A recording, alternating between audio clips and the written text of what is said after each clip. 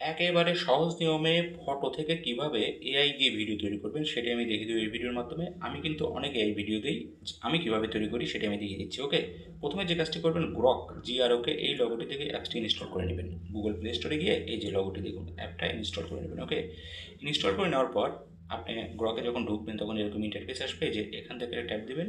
Tap দেওয়ার সাথে সাথে দেখেন ফটো লাইভের একটা অপশন পাবেন, বা গ্যালারি, যেটাই আসুক আপনার ফোনে, আপনি গ্যালারিতে প্রবেশ করবেন। ওকে, ক্লিক করুন। তো ক্লিক করে দেওয়ার পর এখান থেকে আপনার গ্যালারি শো করবে। মোবাইলের যত গ্যালারি, একটা যে কোনো একটা ছবি নেবেন। তো আমি একটা ছবি নিলাম, এই ছবিটা নেওয়া। তো ছবিটা নিলে কী হবে, অটোভাবে গ্রক অ্যাপসটা আপনি একটা ভিডিও তৈরি করে দেবে, অটো, কিছুই করতে হবে না।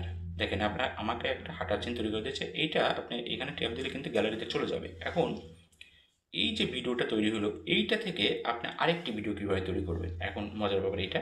সেটা হচ্ছে যে টাইপ টু কাস্টমাইজ ভিডিও, এখানে কিছু আপনি লিখতে হবে, সেটা বাংলায় লিখলেই হবে। ওকে, তো আমি লিখে দিলাম, আমি একজন বাঙালি সুন্দর মেয়ের সাথে হাঁটতে চাই, তৈরি করে দিন। এই যে নিচে কিন্তু আমি লিখে দিয়েছি, বাঙালি মেয়ের সাথে হাঁটতে চাই, তৈরি করে দিন। ওকে, তো একটু ওয়েট করবেন।